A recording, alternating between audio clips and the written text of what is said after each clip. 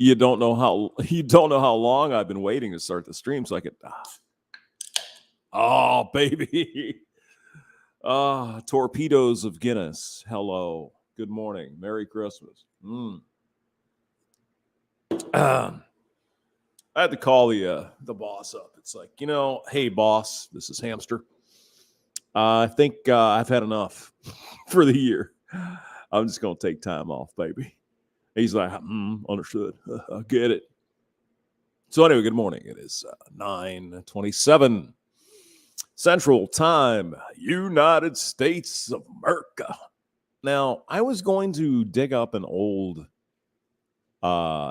video. There was this young woman, Grace Mullane, I believe her name was Grace. And, well, let's just say she ran into a really awful man in New Zealand, as it turns out. She was on the Eat Love tour around the world. I think you know what I'm saying. There's certainly no excuse, obviously. Can't blame the woman for what this man did to her. But did she put herself in situations where perhaps, well, things could have turned out differently for Grace? It was a really terrible thing. I mean, just a young woman, 19, 20 years old. She was murdered by this guy. So there was some speculation that there was this rough thing going on and all that kind of thing. Bottom line, he was convicted of murder and sentenced to life in prison. I think it was New Zealand, but it might have been Australia. I'm not sure. In either way, you can't blame someone when they're a victim of some sort of weird shit like this, right? We've been told that a million times. And in most cases, correct. Yeah. You don't blame a woman for getting grapefruited, right? It's the perpetrator of the crime that is guilty of that. But is there any potential? Is there anything we can say without getting yeeted from YouTube about maybe someone should take responsibility for their choices in life? I mean, there's a pretty good chance that if you don't do certain things, it's more than likely you're not going to get victimized by evil people. I mean, we talked about it a million times, right? If you go down to the, a bad part of town, maybe where they sell drugs and that kind of thing, and you're walking around with a big suit and a fancy car, you got money just falling out your pockets. Well, is it really that surprising that perhaps you might get robbed? Yeah. Polska Bob is here. Hello. Good morning, sir. Are we streaming this weekend over Christmas? It would be fun if you have some time. Herschel Knight's Bane. Ah, yes, the guy who tried to label M. Oh, is this is what that guy did? Okay. Well, good to see you. Merry Christmas there, Herschel. Anyway, so Polska, if you want to stream, hit me up with send an email. I'll send you some more Siberian death metal or whatever the hell we were talking about the other day. That was a pretty good song, though. Yeah, I should send that to Undead Chronic. I think he might like those. The women singers in the band. Okay, let us go on with this. Does one have to take some responsibility for putting themselves potentially in a situation where there's danger, where, just a normal person, average, don't have to be all that smart, just kind of know, this is a little bit iffy, right? This probably wouldn't be a good idea. If someone puts themselves in a position like that, do they deserve just a little bit of the responsibility for that? Polska Bob says not Saturday. It's a Polish. Well, it's Christmas Eve, too. It's a worldwide holiday. It's Christmas Eve. But yeah, we'll do something. Go ahead and hit me up with an email or whatever. If I just show up, just pop on if you want to. That's fine. Joshua Reese came here from Chronix Channel. Shout out to the War Band. Hey, good. Thank you. Merry Christmas, Joshua. Good to see you. Okay, let's get into the video here.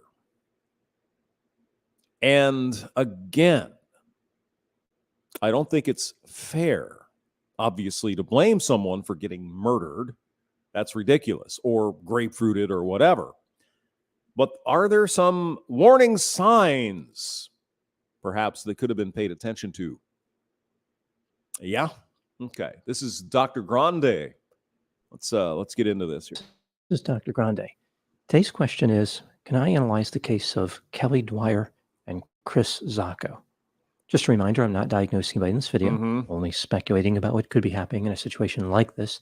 If you enjoy this video, please like it, subscribe to my channel, and consider supporting me on Patreon. I will put the link to Patreon in the description for this video. You know, I need to start up some of this money, because wouldn't you guys just love to give me cash? Oh, okay. So, Dr. Grande is sort of a psychologist, psychiatrist, what have you. And he does a lot of these videos. Link is in the description.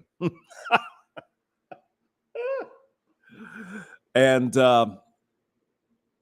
I found this to be an interesting case, very much like Grace Mullane, very much in the vein of what I discussed at the beginning of the video.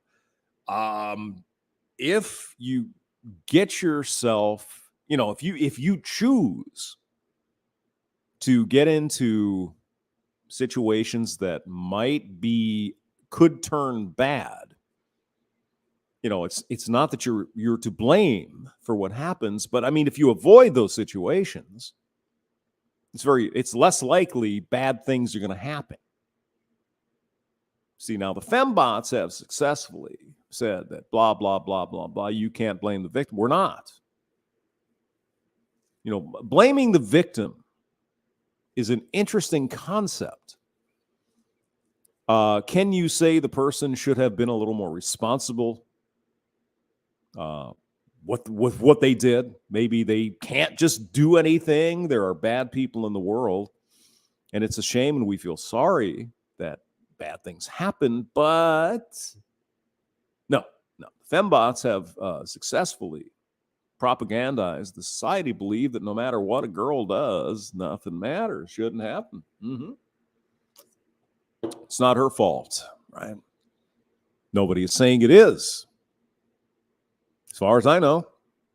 But one might ask the question, why were you in the situation where bad things happen? Remember, it wasn't that long ago that the rock singer Chrissie Hynde from the band Pretenders said a certain thing, and she put herself in a certain situation, and bad things happened. And in her opinion, it's like, what did I expect was going to happen? And of course, the fembots lost their fucking mind. Well, it's not your fault. You're the victim. She didn't say she wasn't the victim.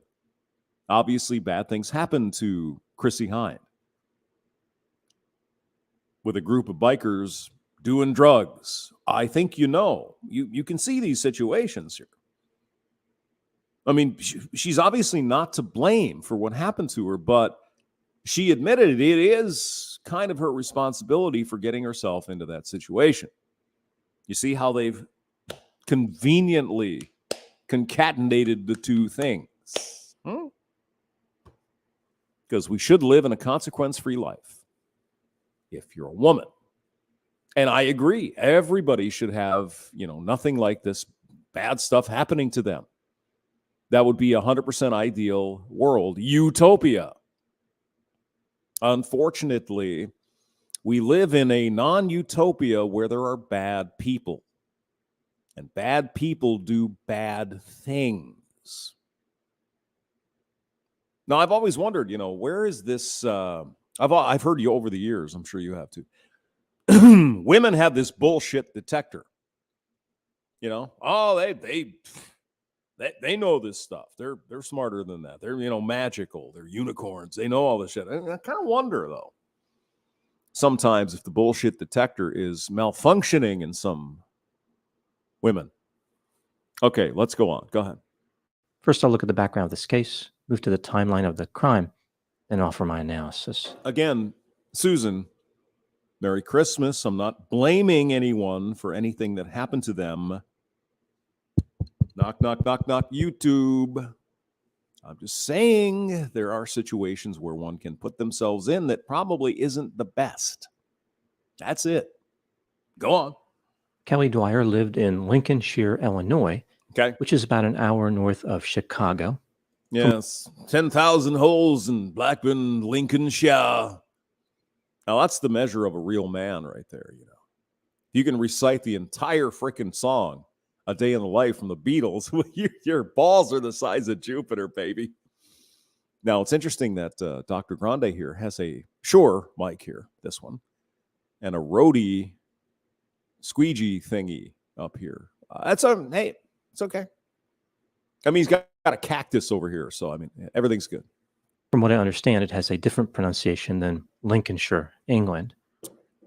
Well, Blackburn, Lancashire. So here's our unfortunate victim here of this crime. Lovely Kelly Dwyer.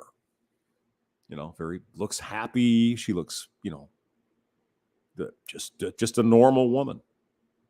Got herself in some bad shit and ran into a guy that killed her. Let's go on. She was active in high school. She was involved in the newspaper and yearbook clubs, as well as playing tennis. Kelly graduated. So she was an athlete. Okay. Yeah. Yearbook club. All-American girl, right? All-American girl, probably very smart. Did well in school, tennis player, all that stuff. So where was her bullshit detector when it came to the man in question here, this Chris Zacco guy? Kind of makes you wonder. Graduated in 2004 and moved to Milwaukee, Wisconsin in 2008. Yeah. In 2012, Wisconsin. Kelly found work as a salesperson for a Lululemon store. Okay, so she worked for Lululemon. They sell the what do they sell? Like the tight, the yoga pants kind of stuff. Oh God, Polska, you're gonna send me pictures from the. Were there any Siberian death metal bands there? Just wondering. Mr. Pliskin is here. Michelle Guevara, good morning. Or good evening in your case, over in Paris, France. It's France. It's French fries. French dressing. Name that movie and you win a six-pack from Polska Bob. To make extra money, she taught yoga on the side, as well as working as a nanny for a well-known chef. Okay, so she was pretty much all-star in high school. She was a yoga instructor. She was a nanny. She worked for Lululemon. Okay. Pretty much, your average woman. Not a bad-looking girl, right? So just young, happy. Obviously, you can see her smile here. Full of life, young, and ready to live life. Okay. Kelly became extremely active in the Milwaukee nightlife. She spent time at trendy bars and regularly used cocaine. Okay. So now we come up upon a difficulty that the young woman had. She liked to use a little blow, some Bolivian marching powder. Apparently used a lot. She even had a dealer that she knew where he lived. Oh, let's not get carried away. So she was your average, high school sweetheart and a party girl in Milwaukee. All righty. On one occasion, she was sent home from Lululemon for appearing intoxicated. Okay, so she may have had some substance abuse problems.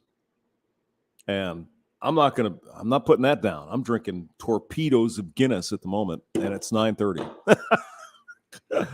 I'm with you. I get how you can fall into that situation, but go ahead.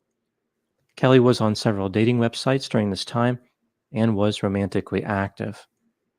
Now, if you haven't watched Dr. Grande and his videos, he tends to be very sarcastic, romantically active. I think you can probably determine what he's actually saying, but he doesn't want to say that because his channel, it's got millions of subscribers. He doesn't want to lose that. So, but romantically active, I think we probably can understand what he's saying. Yes? One of the men she dated was named Chris Zacco. Now, let's look at this dude here for a minute. Let's do the wheat waffles face thing. Guy looks like a tree stump. I mean, what would be attractive about this dude? I mean, he's not ugly, but he's nothing, you'd write home to mom about and say, oh my God, I met the man of my dreams. He's Prince Charming. Just kind of an active or average dude. Nothing real special here. I wonder why this woman was attracted to him. Do you have any idea? Let's continue. Chris was raised in Connecticut. His parents divorced and his father moved to San Diego. Yep. Chris regularly traveled there to see his father starting at the age of 10. So he's a product of a split family. Are you taking notes? I can stop now if you want to grab a piece of paper and some pencils. So, divorced family, average looking dude. And yet, this victim of murder, this guy killed her, Kelly Dwyer, was somehow attracted to this man. Why do you suppose that'd be? After high school, Chris attended Boston University and earned a degree in international business. Okay. All right. He moved to Milwaukee, Wisconsin in 2009. He worked as the head of information technology for a corporate relocation firm. So he was a bigwig. He was in charge of IT at some big company, relocation firm, maybe like Zillow or something for real estate. I guess these people would move you around the country to get different jobs or whatever. Okay. He was in charge of all that. In charge of the whole thing. He was the big dude. He was the boss. Now, how do you suppose a guy got that job? His mother was a top executive at that same company. Oh.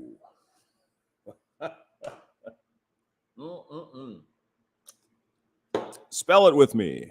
Nepotism. Okay. Go on. Which may explain how he obtained the job. I think that'd probably be a good call there, Mr. Grande or Dr. Grande.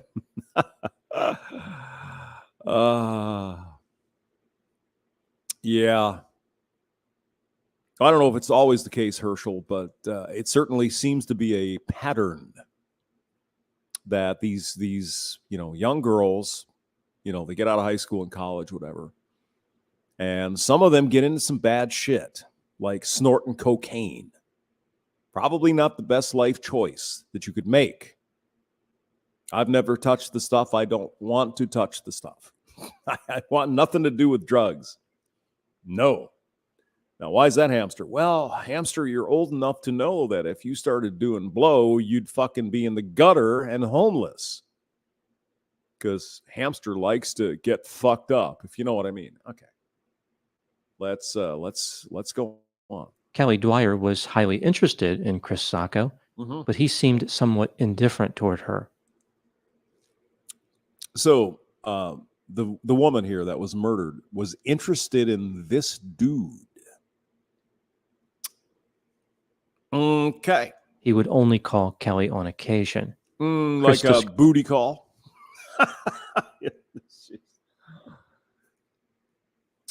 Look at this man. He doesn't appear to be Chad Thundercock, but he had a good job. You know what? Why was this woman attracted to this guy?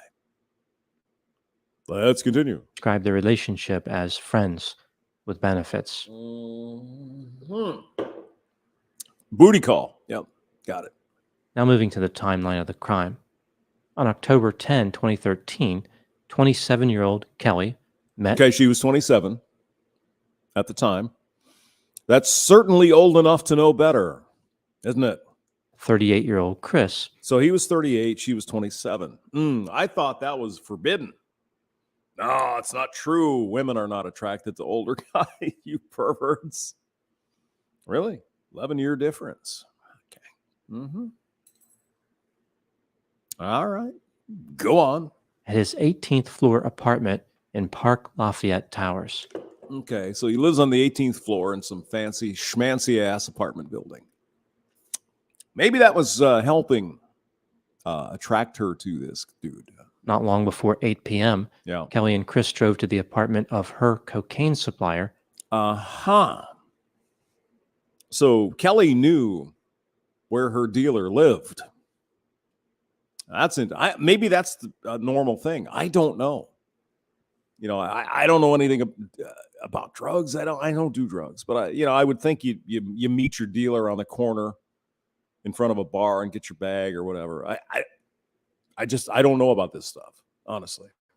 But the couple left without obtaining any cocaine from that source. They returned to Chris's apartment before making their way across the street to a bar called Allium. Okay, so they went out and had some drinks. Again, there's nothing here to blame her for being murdered. I mean, that's silly. But they went out and had some drinks. So she was a fuck buddy of this guy, and she did blow. Okay. At 2:37 a.m., now on October 11, video surveillance captured the couple coming back to the Park Lafayette Towers. All right. So they're going back to his place. And again, one really has to go, what the fuck? Allium. Girlfriend. At 2:37 a.m. I mean, he's certainly nothing to look at, really. I mean, she's attractive. Looks like she's in pretty good shape. He's like a stump. You know, why would she be attracted to this guy? Now on October 11, video surveillance. I mean, look at him being misogynist. You're opening the door for her. Surveillance captured the couple coming back to the Park Lafayette Towers. Maybe that was a bad picture. I mean, he kind of looks a little cute, I suppose. Would be the last time Kelly Dwyer was seen. The next day, October 12th, Kelly was reported missing. After the last time Kelly was spotted on video surveillance, there was no more activity on her Facebook account, cell phone, and bank card. The authorities had no idea where she was, but they suspected that Chris was responsible for whatever happened to Kelly. Now, this was, 10 years ago or so. Maybe the FBI didn't quite have their surveillance things going on. But I mean, certainly now, if you have a cell phone, someone knows where you are. If you hear what I'm saying. I don't know who that someone is, but it's probably the government. When they interviewed him at his apartment, he said that after he and Kelly returned from the restaurant, they used cocaine and alcohol. Okay, so they found some coke. So they were doing some blow and drinking. Okay. Another Saturday night in Milwaukee, I guess. After this, Kelly performed oral sex on him, and they both passed out. Okay. So she gave the guy a blow after they did blow, and then they passed out. It's sounds like a good time. Jesus Christ, really?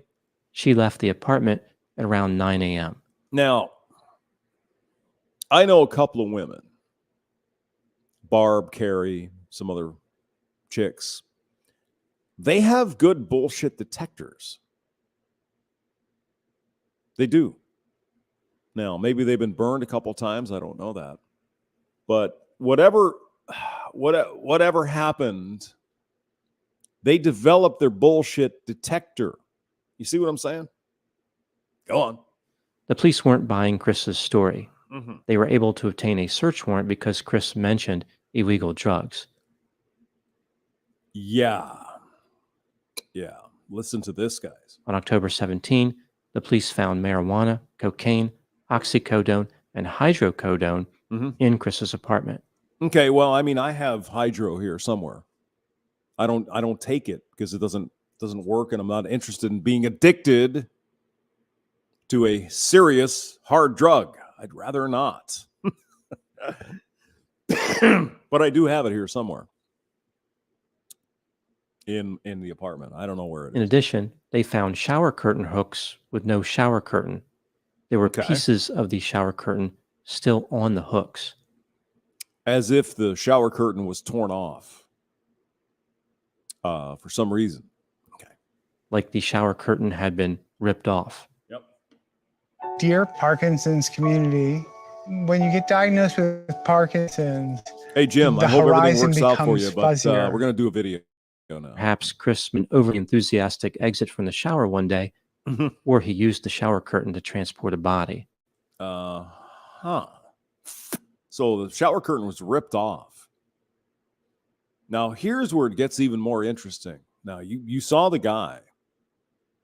Not the best looking dude in the world, but let's hear the rest of the story. The police searched Chris's cell phone. They found a video recorded on September 22, 2013, 3 weeks before Kelly went missing. What do you suppose was on the video? Might you have an idea? The video featured him engaging in oral sex with Kelly. The police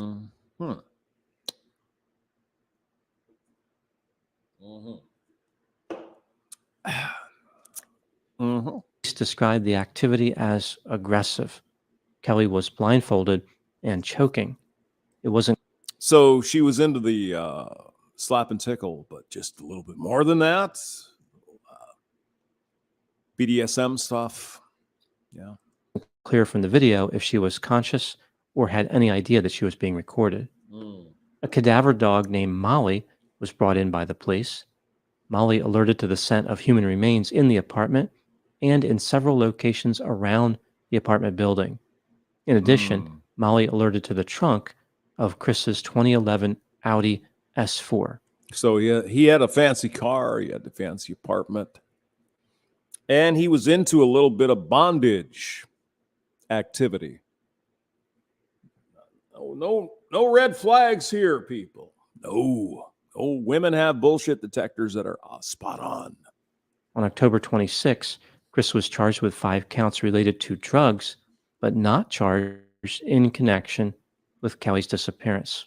I think there's a little more to come up, Dr. Grande, so go ahead and tell us about that. Later, the police searched electronics and CDs owned by Chris. They found many inappropriate images of children. Chris was additionally charged with 17 counts related to those images. So let's try to work this out in our head here.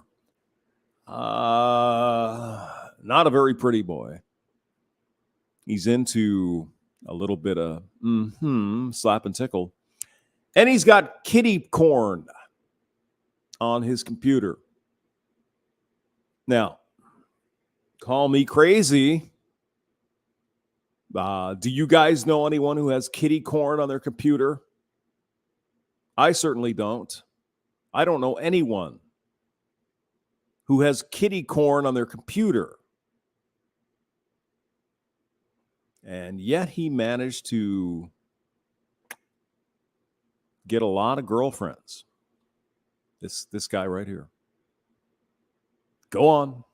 On November 13, 2014, Chris was found guilty of 16 of the 17 counts. 16 of 17 counts, having kitty corn and drugs and various other things. This is not a good guy. This is not a good guy. There's issues here with this dude. But women have a bullshit detector. They can detect this stuff from miles away. Right? The next month, he pleaded guilty to 3 of the drug charges. On January 30, 2015, Chris was sentenced to 19 years in prison. Chris was still not charged in connection to Kelly's disappearance. The state believed that he killed her, but they wanted a body before pursuing charges. So this young woman somehow ended up at room temperature. And the state of Wisconsin, they didn't charge this dude. I mean, what more do you need? Okay, go ahead. The police classified Kelly's disappearance as a cold case. On May 1, 2015, a man looking for deer antlers found what he thought was a leg bone of a deer on Inland Drive in Jefferson County. This is Dr. Todd Grande.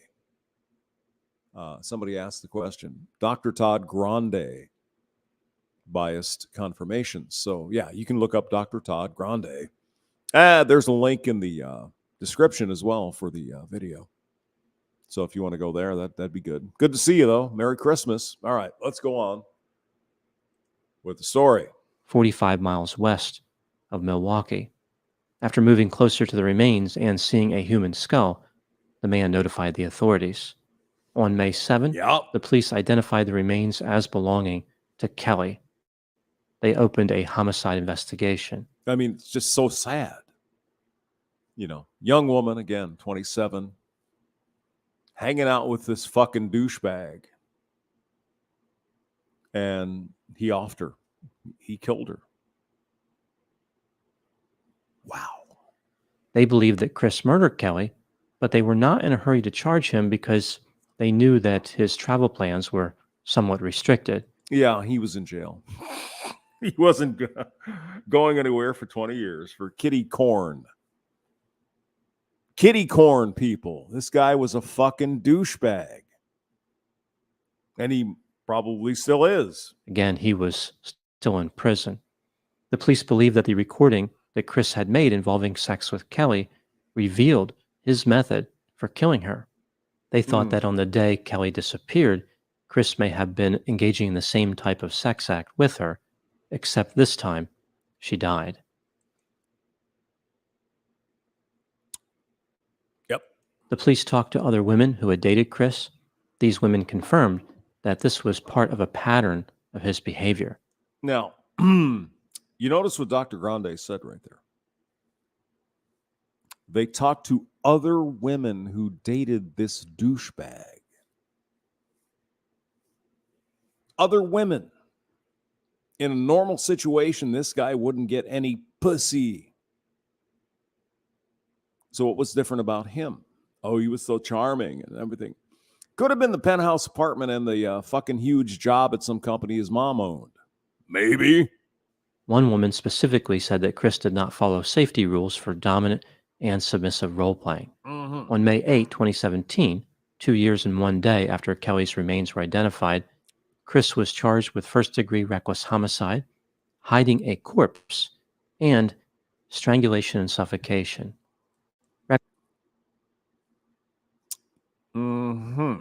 Reckless homicide is like manslaughter. It's where somebody causes a death not intentionally, but due to reckless acts which create an unreasonable risk of death. Chris's trial started on September 24, 2018. He was found guilty on all counts on October 5. Chris Sacco was sentenced to 31 years in prison. It's not all bad news for Chris. He will be eligible for release in 2065 at the age of 90.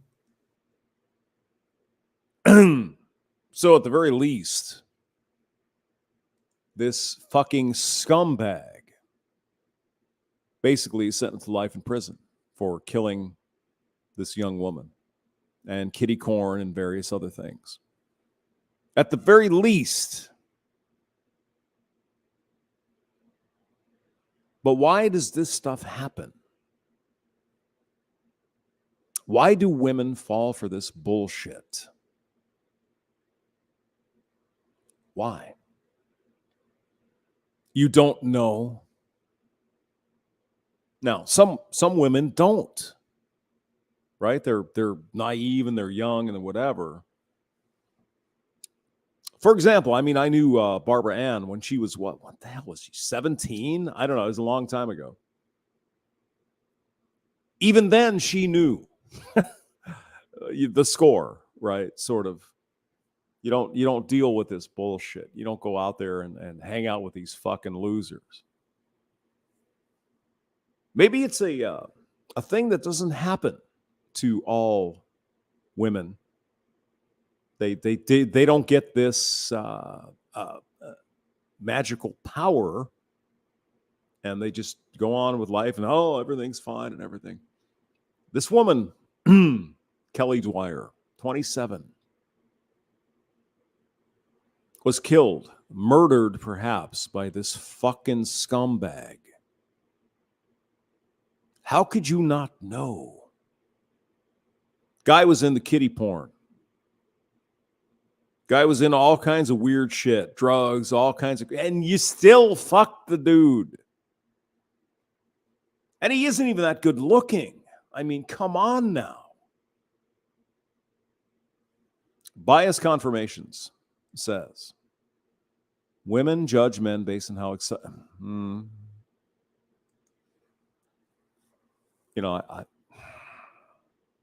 I hear you. Anyway, Dr. Grande, go ahead and go on. I'll look up another video. Now moving to my analysis. Yeah. Some people believe that Chris was not guilty. Perhaps what happened to Kelly was a tragic accident and not reckless homicide.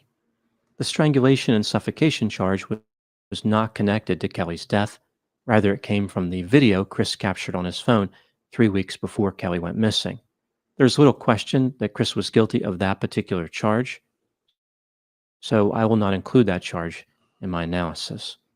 Let's take a look at the evidence both for and against the idea that Chris was guilty of reckless homicide and hiding a corpse, starting with the inculpatory factors. The way Kelly's body was found strongly indicates homicide. Kelly was last seen with Chris in his apartment building. A shower curtain was ripped out of Chris's guest They were bathroom. doing blow. Well, Chris had a girlfriend of 3.5 years and talked about marrying her. He failed to mention this girlfriend to Kelly. No. The girlfriend indicated. So this guy, this murdering child porn lover, not only was he banging all kinds of chicks, he also had a girlfriend of years. None of these women knew this. None of these girls figured out what the fuck was going on with this guy. Ladies, I'm disappointed. I thought you had this big bullshit detector. No? Indicated that not only was the shower curtain missing, but a large gray golf bag was missing as well. Chris claimed that Kelly left his apartment at 9 a.m. on October 11, 2013, yet she was not captured on any one of the 28 surveillance cameras covering the apartment building. On the day she went missing, again, October. Yeah. She's doing the walk of shame at 9 o'clock in the morning.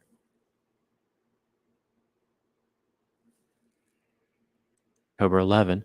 Is there nothing wrong with that? Is there nothing wrong with that?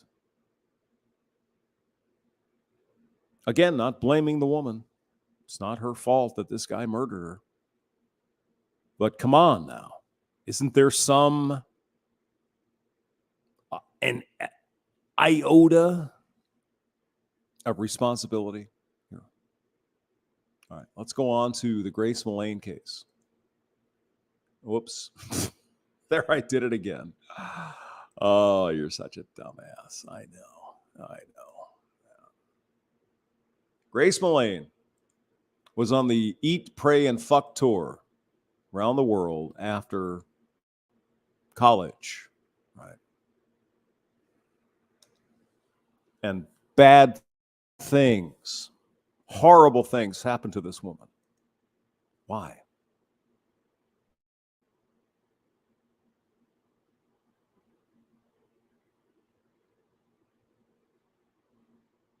On behalf of New Zealand, I want to apologise to Grace's family.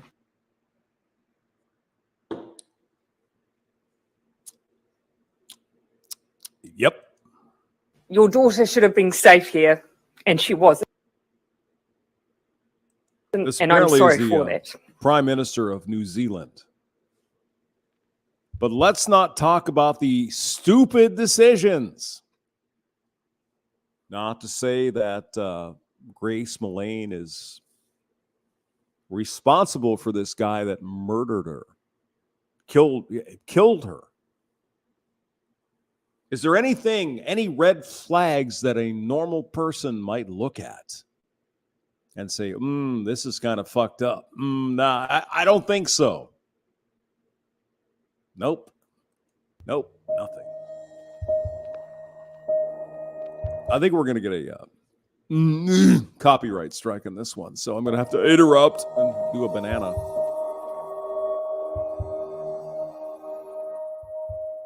Now, Grace Mullane was a young woman, 21-year-old. And she went on the Eat, Pray, Love, and Fuck tour of the world after she graduated from college. Okay.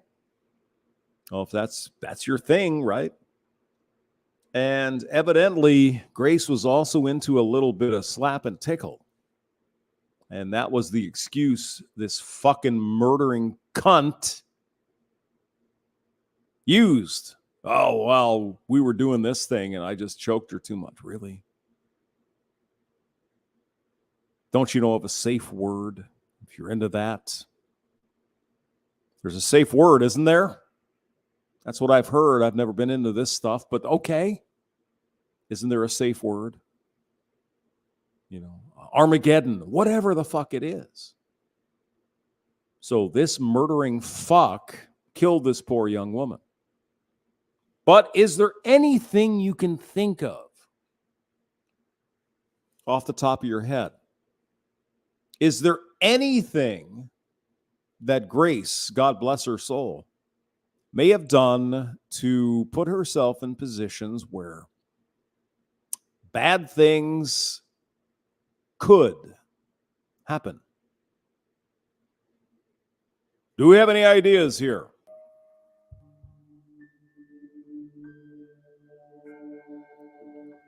Grace Emmy Rose, Essex, England, in 1996. 1996. Just a fucking child. My God. Born to parents David and Gillian, she was the youngest of 3 siblings and had 2 older brothers, Michael and Declan. She was sociable, lively, family-orientated, and loved all things creative and artistic. And she also loved getting dick from various people around the world on Tinder. Is there any danger there? Anything about that you might be worried about? No, she's a woman. She can do whatever she wants. Well, yeah, I certainly hope you can if that's your thing. But you run into bad people. Where is the bullshit detector? Just curious.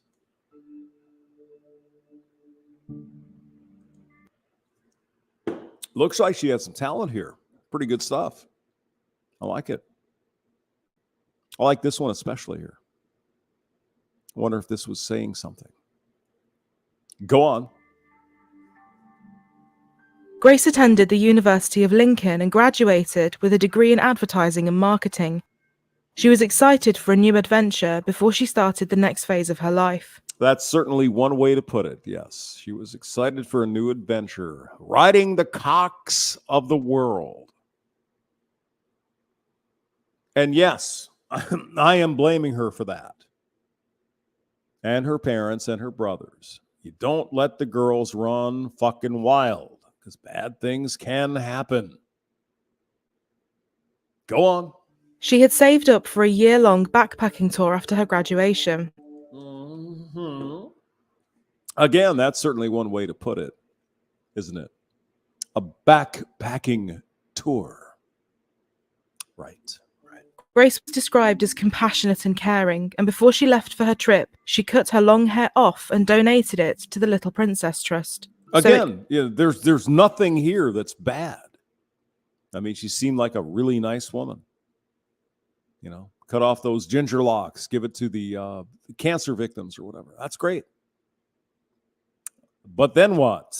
What happened after that? Could be turned into wigs for children with cancer. Yeah. In October 2018, Grace left her family home and set off on her travels. Mm-hmm. The adventurous and outgoing graduate traveled to Peru before spending 6 weeks in South America. I love the way the euphemisms are used. What was she doing in South America? Going to Peru, the whatever the place is where the folks built that stuff thousands of years ago? Probably. What'd she do in the evening? Was she getting fucking railed by dudes in South Africa? Mm-hmm.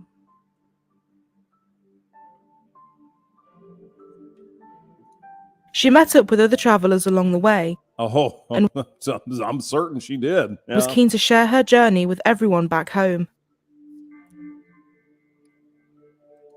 I mean, she's cute. Look at her. I mean, she's very attractive young lady. So.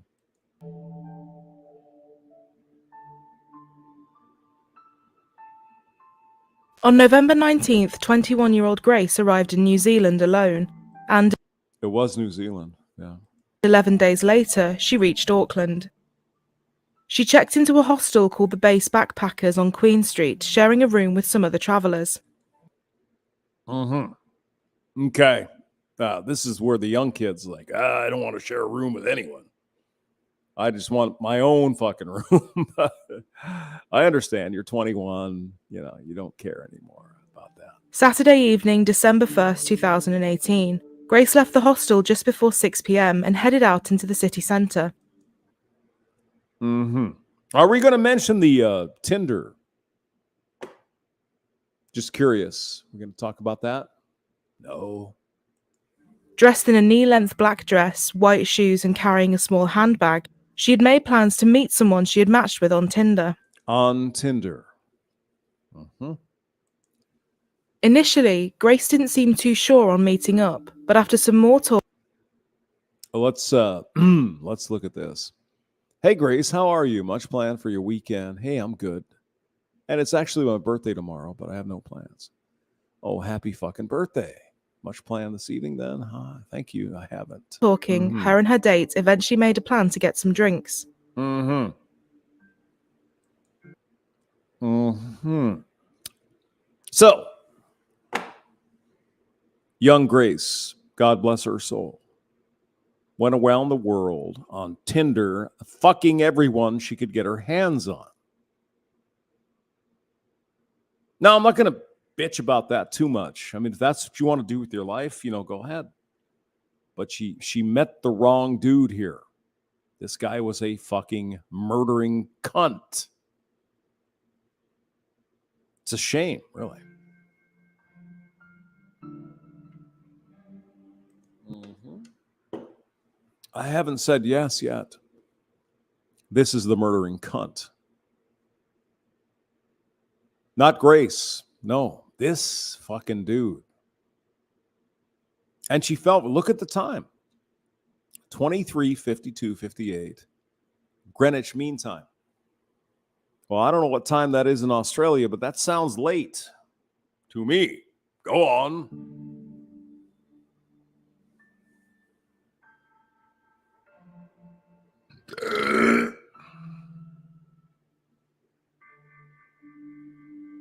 Okay, I mean, it's typical flirting stuff. You know, nothing weird here. Ha ha, well, my shout, ha ha, ha, ba ba ba ba ba, right?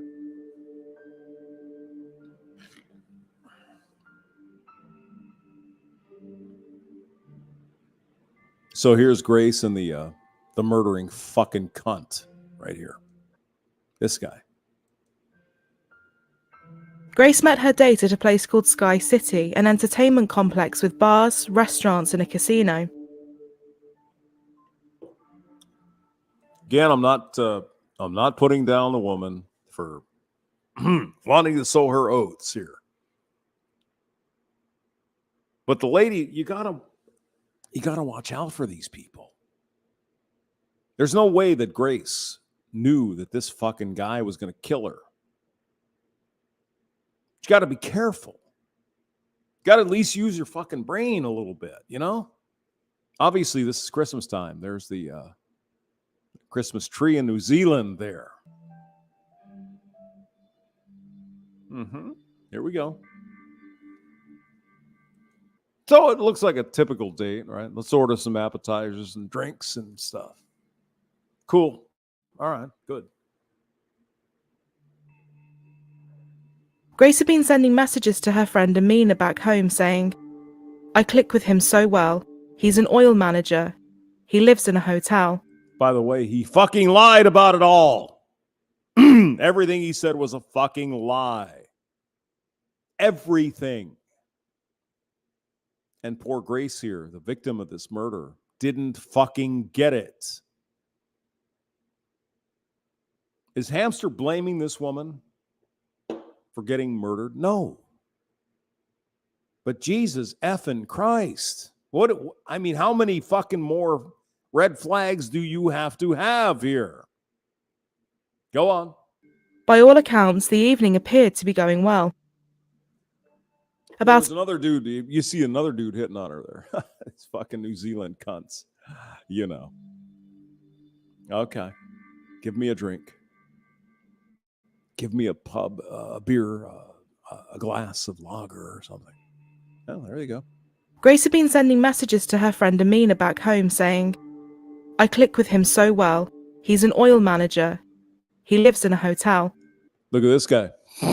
He's going, "Hey, baby. How you doing? I'm not going to kill you, so come home with me." Yeah, didn't work out. By all accounts, the evening appeared to be going well. About an hour later, they visited a place called the Bluestone Room. All right. Now, let's keep in mind, this was just a couple of hours after she met this dude. Couple of hours. I mean, how could you possibly know this stuff? Right?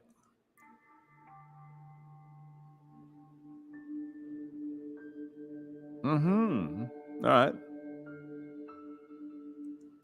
Oh, she looks nice, though, in that dress. At one point, Grace got up from the table, and the mystery man, for some reason, picked up her handbag and started searching it. Blame the men, though, really. That's what we're doing here.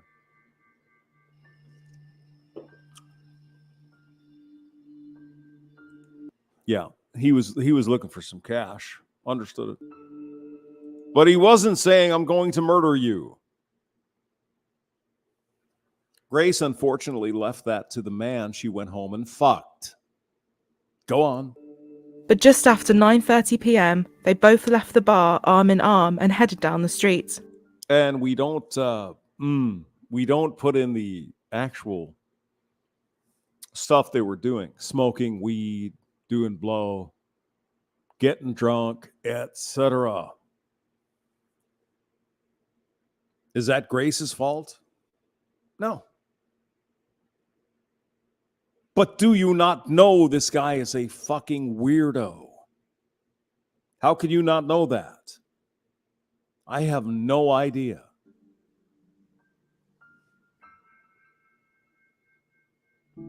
Oh, but he's tall and he's good looking and he works for the oil company, so.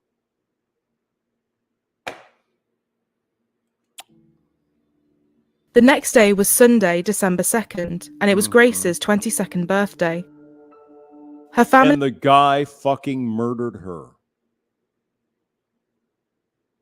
This woman is worm food because she believed in bullshit. and friends at home were sending messages and reaching out to her over social media, but Grace, unusually, wasn't responding to anyone, and her two phones going straight to voicemail. Because she was dead. She was murdered by this fucking loser that she met on Tinder in like 2 hours before she got killed. Is there any problem with that? Come on, girls. I thought you guys, women, had detectors. You figured this stuff out. Oh, this guy's a fucking weirdo. No. Unfortunately for Grace, she didn't have that. Her brother Declan said she had been bombarding them with details and pictures of her trip so far, and no response from her on her birthday was immediately alarming. Grace was a home bird, and this was a red flag. Her parents contacted the Auckland police and reported her as missing on December 5th. Police reached out to the hostel Grace was staying at, and they confirmed that she had not checked back in on the night of December 1st. So she stayed at the dude's place on the night of her murder. When she was killed, she stayed at the dude's place. Initially, the police didn't suspect any foul play. The majority of her belongings were still at her hostel. Maybe she had just stayed with some new friends and forgotten to contact people. Fortunately for detectives, it didn't take long to track down where Grace had been on that Saturday evening, due to the vast amounts of CCTV from around the city. She went to a dude's apartment. Barely knew him. Now, is that blaming her for getting murdered? No. But can you not see all the red flags here? The mystery man she was spotted with that night was quickly identified. The very night Grace was last seen, she had changed her profile picture on Facebook. A comment was posted underneath the picture saying, "Beautiful, very radiant."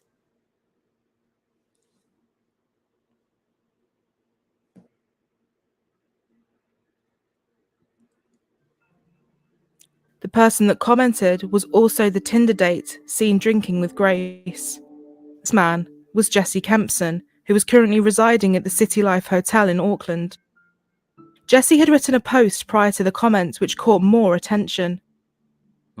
Extracts of the post stated he was sorry for his mistakes, his arrogance, and his selfishness. Yep. But who was Jesse Kempson? Yeah. Who was this guy? 26-year-old Jesse was born in Wellington and had moved several times as a child after his parents split up. Wait, whoa. Another product of a single mother. Well. Imagine that. Imagine that if you would. He had been partially raised by his grandparents and was virtually estranged from a lot of his family. Jesse was described by everyone who knew him as a pathological liar. He claimed everything from being the cousin of a famous All Blacks rugby player to telling people he was dying of cancer. He lied to employers, landlords, partners, and his family and friends. I thought the girls knew this stuff. I thought women knew this stuff. The women I know this stuff. They can spot bullshit from 10 miles away. And yet this young woman is now dead because of this fucking cunt.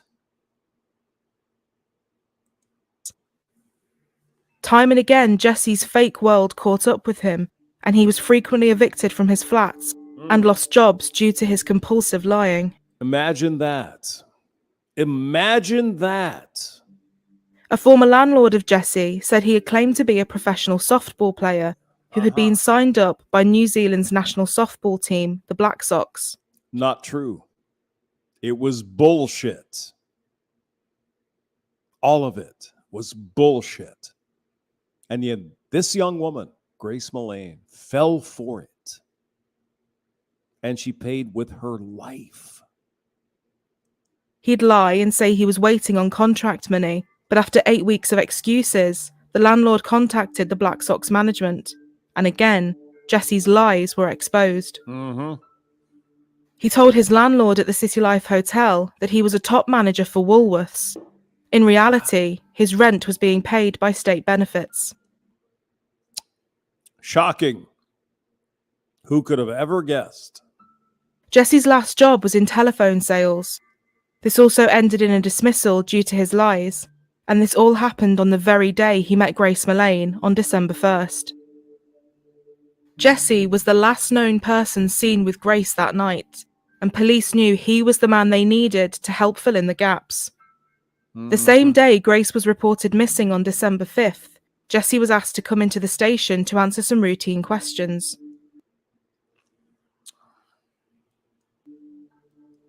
This is hard for me. This is hard. How could this young woman, full of life, full of promise, 21-year-old girl, not fucking know this? Or at least suspect this guy was a fucking douchebag. How does it happen? Yeah, okay. Introducing Discover Online Privacy Protection. We'll help remove your personal data from... All right. Tell us about Grace. So I was talking to Grace on Tinder. Yeah. We'd matched on Friday. I saw that we'd matched the next day on Saturday. And then we met at Sky City.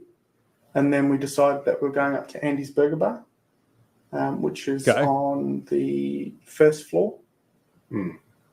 Whose idea was it to go to that particular burger place? Me, because I didn't initially know that she was real. What do you mean? Well, there's a lot of... So have you heard of catfish? So catfishing is where someone uses your profile, or uses your photos and pretends to be you and then meets, and you're a completely different person. How does meeting in a public place sort of protect you from meeting someone who's not as good looking as... Well, there's security there. So if she wasn't who she said she was, at least... Now, you may have noticed this murdering fucking cunt is blaming the victim.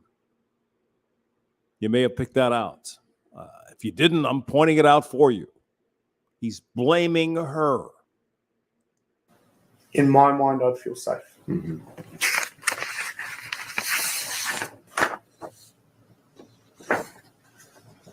Yeah, that's us. Down there? Yep. So she's going that way, and I'm going across the street. I go down Queen Street. I go down Victoria Street, straight down to the bottom, and then hang a left, and I head towards the viaduct. You've kind of walked in a bit of a funny direction if you were planning to go to the viaduct. Is there a particular reason you were going to do that? I feel safer down that way. And we're very, very concerned for her safety, obviously. It's entirely possible that she's been the victim of foul play. Okay. You understand what that means? Yeah. What would your feelings be about providing us with a voluntary DNA sample in the event that we can compare that against something? Would you be happy with that? 100%. I mean, I know I haven't done anything wrong, so I'm happy to do it. Okay. Even this police detective, by the way, is being charmed by this dude. Yeah. At this stage, we don't know what's happened to this girl. Okay. It's possible that somebody has killed her. Okay. You understand that? Yeah. She might, when I say foul play, I mean that someone might have murdered her. I don't know if she's been murdered or not yet. She may be alive and well. Okay. But she might also... It's kind of odd that they did the face, hiding, whatever. And now they're not. That's weird. Okay, go ahead. be dead.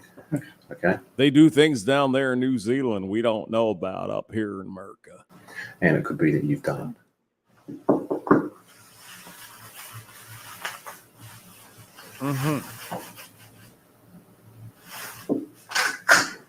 Hey, I just want to ask a question. Am I being arrested for something I didn't do? You haven't been arrested. Oh. Oh. I'm sorry. Holy shit. Here's what you do when you're arrested and you didn't do it. Call your lawyer. That's it. Find a lawyer.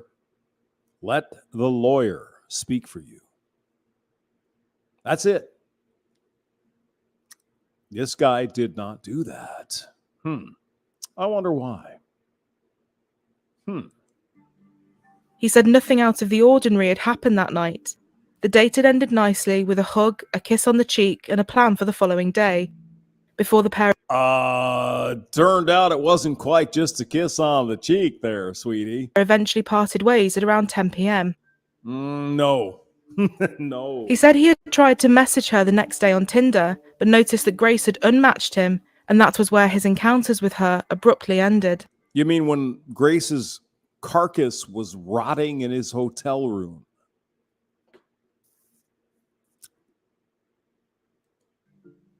But the officers hadn't yet finished looking through the CCTV from the City Life Hotel, and they were about to start gaining more answers to the remaining questions they had.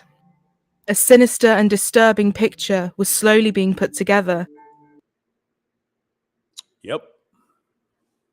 He killed her. He murdered this woman. For fun, for whatever, we don't know. But he killed her.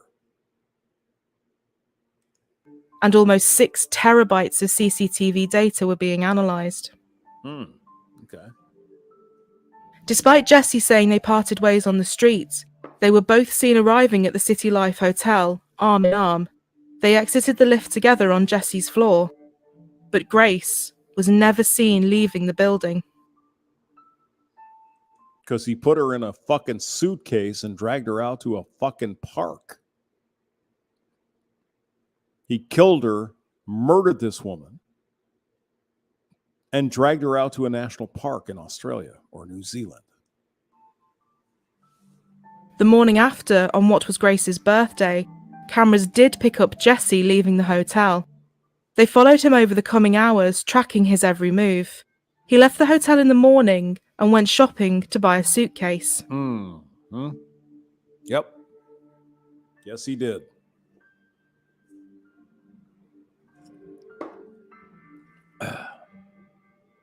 Now, he then went to buy. How in the hell could you put a full-size woman, for example, in the case of Grace, into a suitcase? How does that happen? How is that even possible? I don't know. Buy some cleaning supplies, and just before noon, he headed over in a taxi to a car rental company and rented a red Toyota Corolla.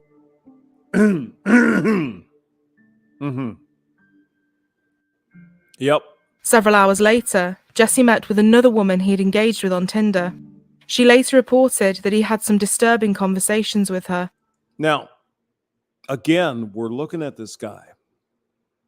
How does this guy get all these dates? How is it even possible? Oh my God. Oh, and another redhead too, by the way. Speaking about burying bodies and his friends that were police officers. His date said he made her feel so uneasy, she declined Jesse's offer to get in his car. Yeah. And made her own way home, never talking to him again. Exactly. A good woman got the bullshit detector. Yeah. She knew what was up. This guy's fucking weird. Go on. After this, Jesse went out into the city centre again, this time to hire a Rug Doctor carpet cleaning machine, explaining to staff that he had some red wine stains that needed cleaning up. Okay. Later on, at 9:30 in the evening, Jesse loaded 2 suitcases onto the hotel trolley. Right. And offloaded these into the Toyota he had rented earlier.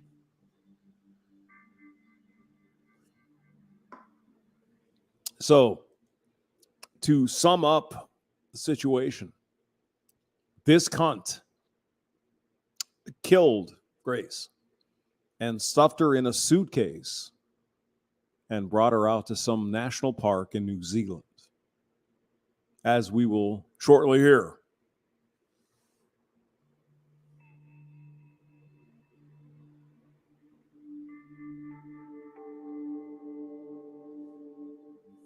At around 7 a.m. the next day, he was picked up on camera again, this time buying a shovel.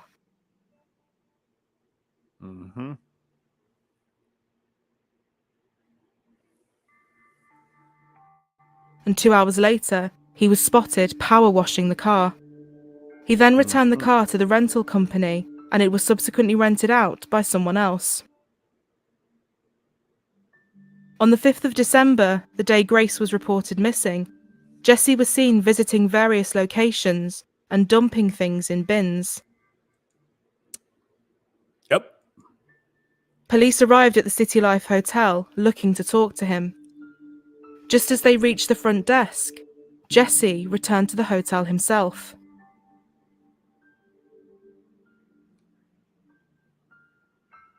The minute he saw the police, he quickly turned around and began walking away. Shocker. I can't even imagine that happening. Oh my God. His head firmly facing the opposite direction. The police clocked him, chased after him, and brought him in for questioning. Despite Jesse denying anything had happened, police still began a thorough search of his hotel room.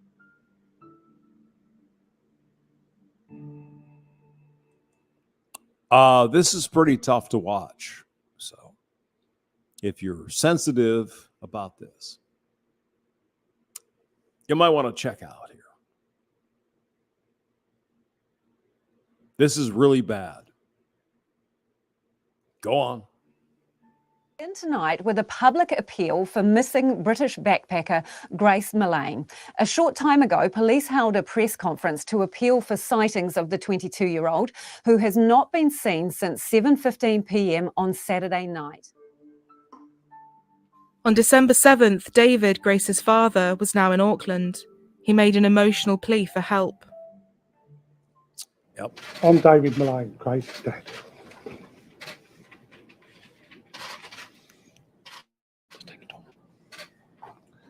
Thank you for coming today. As you know, Grace has been missing for several days. We last had contact with her on Saturday the 1st of December.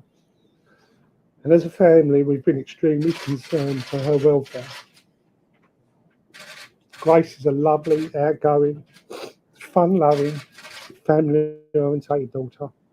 Grace has never been out of contact for this amount of time. She's usually in daily contact with either her mother, myself, her two brothers, members of the family on social media. She arrived here on the 20th of November and has been bombarding us with numerous photographs and messages of her adventures. We're all extremely upset, and it's very difficult at this time to fully describe the range of emotions we are going through. The investigation was moving quickly, and although police didn't name him, they revealed they had spoken to Jesse and that he was a person of interest. The more time ticked.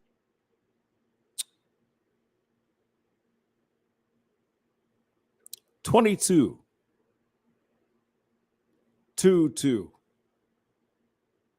22 years old. Ticked by, the more fearful people became, and the police stated that they had grave concerns for Grace. On December 8th, as more and more evidence was coming to light, Jesse was eventually taken into custody and interviewed again. His story had now drastically changed. That you're willing to speak to us about the events of last Saturday. Is that correct? Yes. Tell me what happened last Saturday. She started talking to me about 50 Shades of Grey. We started having sex. At first it was just normal. And then she asked me if we could get into bondage, having, I guess, more violent sex. We ended up on the floor. And then she told me to hold her throat. So I went into the shower. And then all I remember is falling asleep in the shower. I need to stop. I need to go.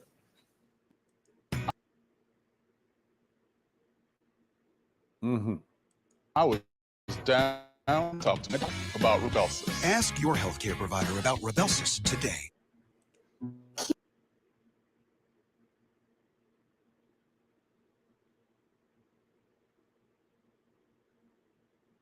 Keeping your pearly whites pearly white isn't easy, especially when your husband is the god of wine. Jesse said that when he had awoken the next morning and realised Grace was dead, he went into shock. He panicked and put her body in a suitcase and drove out to bury her. He still denied any guilt, however. I didn't know what to do. I went downstairs and I was just... Why wouldn't you call the police? You know, bad things happen in that kind of situation. Why wouldn't you call the police? I don't know, I was all over the place. You come out of the shower. Yep. The light's been on in the shower. Yep. You put a towel around you. Yep. You've turned the light off, and then you've returned to your bed and you've gone to sleep in your bed. Yep. And at that point, when you exit the shower, you don't look around, but your assumption from the silence. I thought that she'd gone. I thought she had left. I mean, except for the dead woman's body on the floor in the hotel. Except for that, I guess she just left.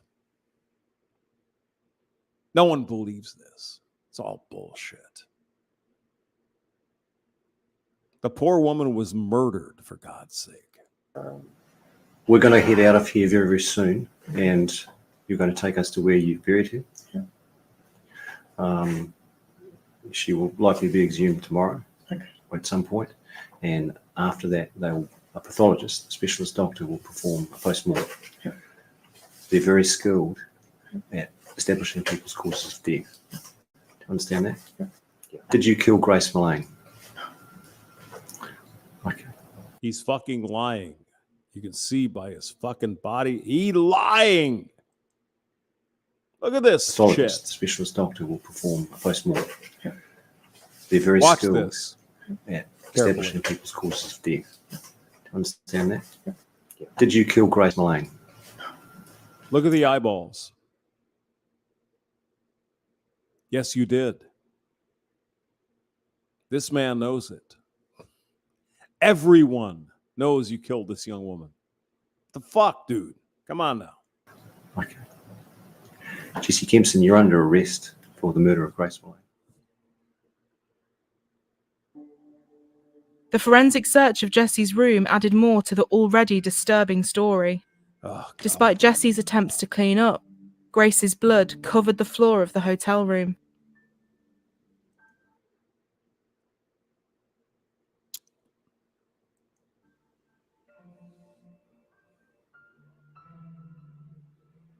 Given what Jesse had told them, it didn't take long for police to start searching an area on Scenic Drive near the Waitakere Reservoir. Shortly after 4 p.m. that day, officers found a body around 10 yards from the road. The area was identified late last night as a location of interest as a result of our investigative work. I can now advise that a short time ago, we located a body which we believe to be Grace. The formal identification process will now take place.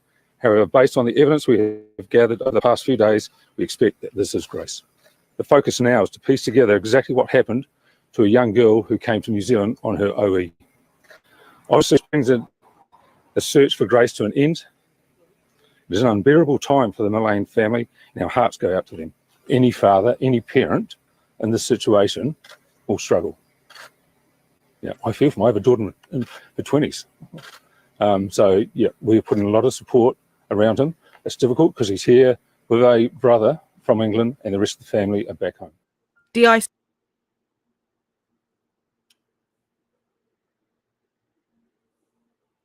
Anyone would struggle.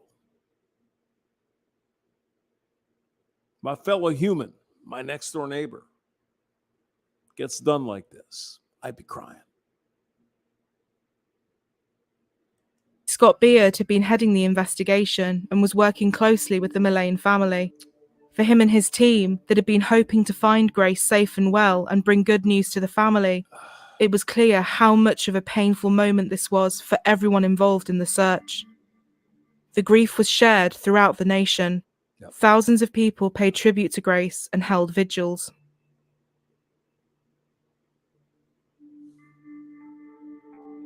I mean, even if you're into stupid shit, like apparently Grace was involved in some slap and tickle and all kinds of choking and shit.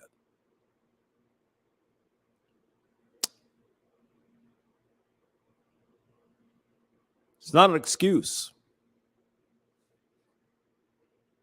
It's not an excuse to murder a fellow human. It's ridiculous. But this guy is going to try. Oh, well, she was into that and whatever. No. You murdered this woman.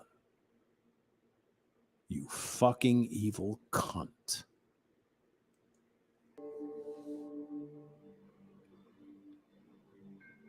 The New Zealand Prime Minister Jacinda Ardern publicly apologised to Grace's parents and offered hers and her country's full support. See, I cannot imagine the grief of her family and what they will be experiencing and feeling right now. And my thoughts and prayers are with her father, David, who is in the country, her mother, Gillian, who cannot be here, and her wider family, friends, and loved ones. And so, on behalf of New Zealand, I want to apologise to Grace's family.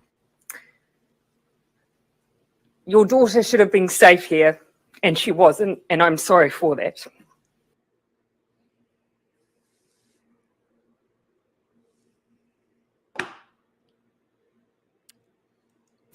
I've advised the family through the police that if there is anything we can do to assist, we are here to help with that.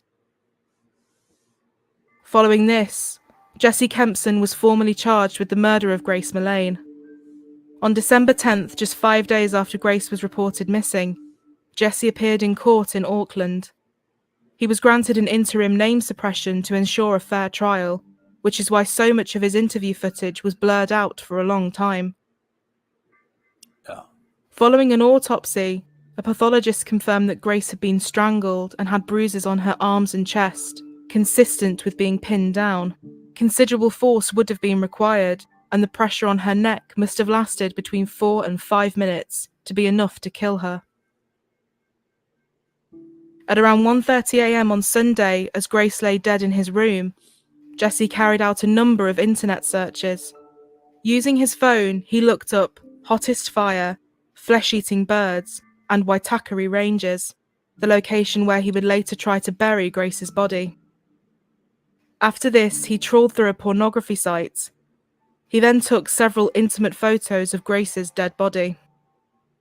Just over a month after Grace was found, hundreds of people turned out for her funeral at Brentwood Cathedral in Essex. Detective Inspector Scott Beard, who had been looking after the case, flew to England to pay his respects and support the Mullane family. 6 days after Grace was laid to rest, Jesse appeared in the High Court and he pled not guilty. His trial began in November later that year. The trial would last just 3 weeks, and for much of it, Jesse remained stony-faced, showing no emotion. He occasionally glanced down at court papers or held his head in his hands. Jesse's defence team argued that although tragic, Grace's death was caused by nothing more than consensual rough sex that had gone horribly wrong. They claimed that Grace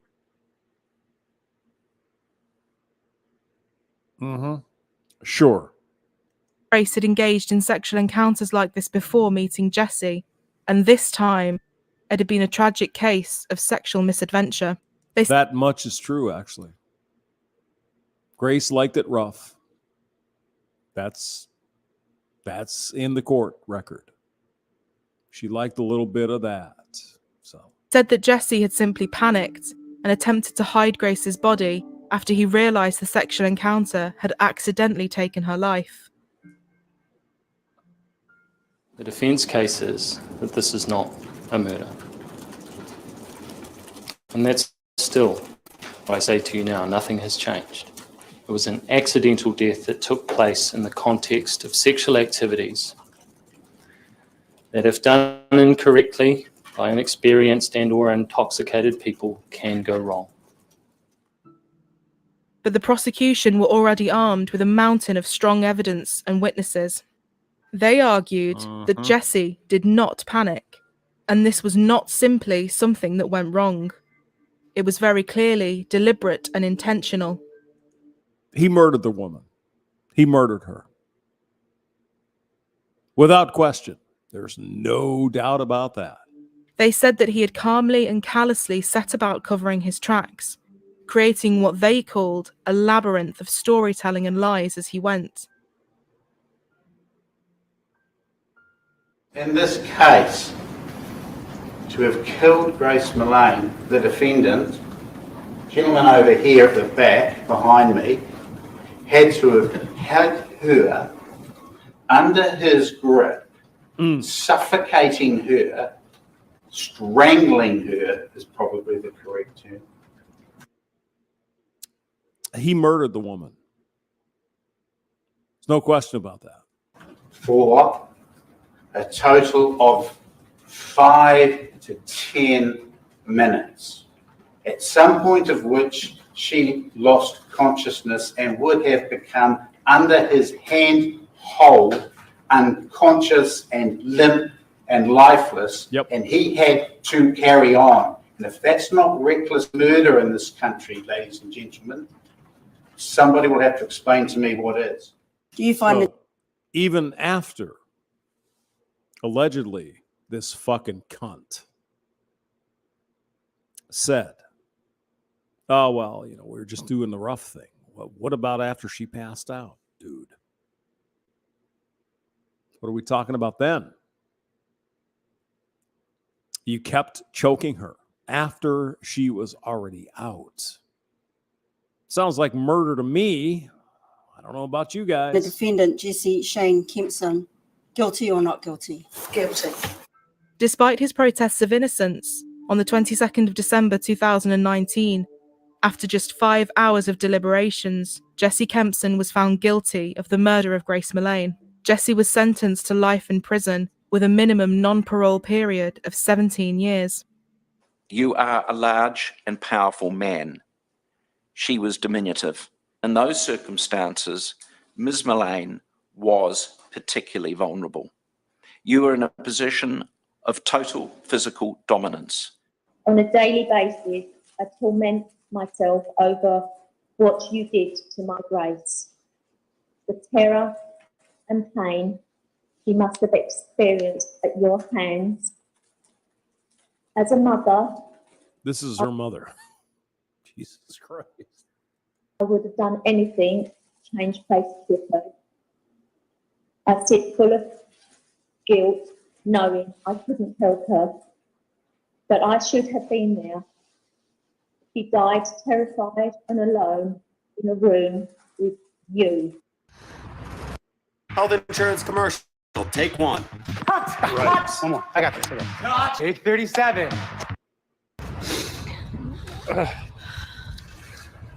The verdict of murder today will be welcomed by every member of the Mullane family and friends of Grace. It will not reduce the pain, the suffering that we've had to endure for over the past year. Grace was taken away from us in the most brutal fashion a year ago, and our lives have been, and family have been ripped apart. This will be with us for the rest of our lives. And we would like to thank several people. Auckland Police Force, been professional, diligent and thorough all through this investigation. Last but not least, we would love to thank the people of New Zealand. They've opened their hearts to Grace and her family. I cannot express our gratitude enough for all the offers and gifts of kindness that we've received over the last year. I've always thought that if it wasn't Grace, it was going to be someone. Now, I'm not a psychologist, so I can't talk about psychological profile, but what we do know is he's a liar. You know, a number of times we proved he lied to the police. He lied to others. The case prompted many people to express their anger at how Grace's life had been presented during the trial, and how her death had been explained away by her killer. Many feeling it was shameful and grotesque victim blaming, rather than placing the blame on the murderer himself. I think no one is blaming Grace for getting murdered. But did Grace put herself in a position